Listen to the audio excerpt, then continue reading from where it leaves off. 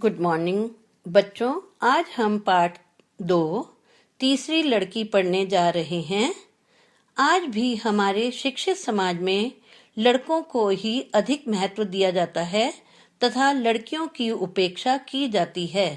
ऐसा समझा जाता है कि लड़कियां कोई काम करने में सक्षम नहीं हैं, जबकि वे हर क्षेत्र में लड़कों की बराबरी कर रही हैं और आगे बढ़ने का रास्ता स्वयं ही खोज लेती हैं। अपनी हिम्मत और लगन से वे लड़कों को भी पीछे छोड़ने की ताकत रखती हैं।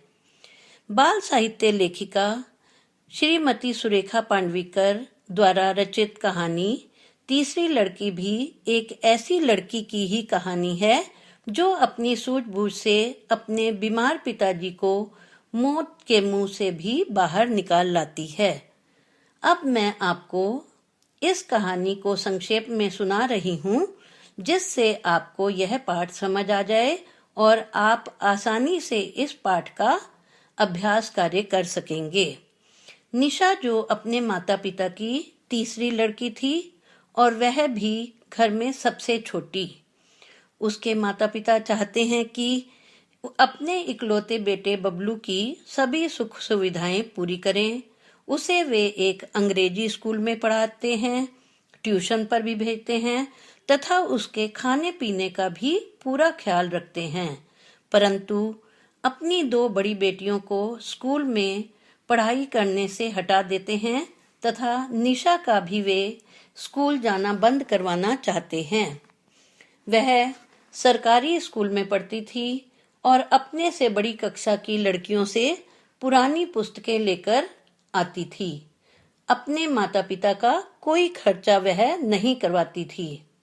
एक बार बड़ी मुश्किल से अपने पिताजी से इजाजत लेकर वह एनसीसी कैंप में 8 दिन के लिए बाहर जाती है। आखिरी दिन प्रतियोगिता में विजय प्राप्त करने पर उनके स्कूल को शील्ड मिली और इनाम में उसे भी 150 रुपए दिए गए, जो घर आते ही पिताजी ने उससे घर का सामान लाने के लिए ले लिए। वह निराश हो गई। घर से निकलते ही थोड़ी दूर जाकर उसके पिताजी बेहोश हो जाते हैं। कुछ लोग उन्हें घर उठाकर लाते हैं।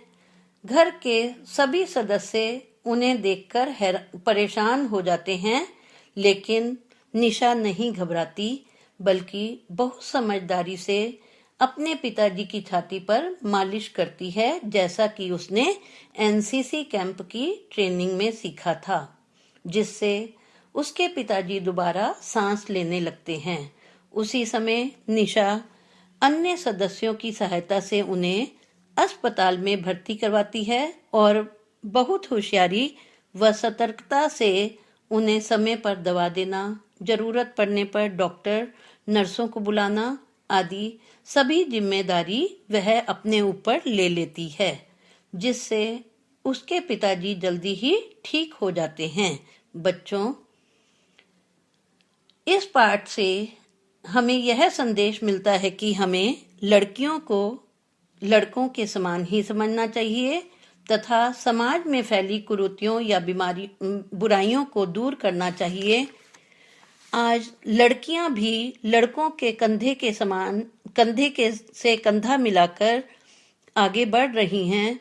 उन्हें भी लड़कों के समान ही दर्जा देना चाहिए और उन्नति के शिखर पर पहुंचाना चाहिए।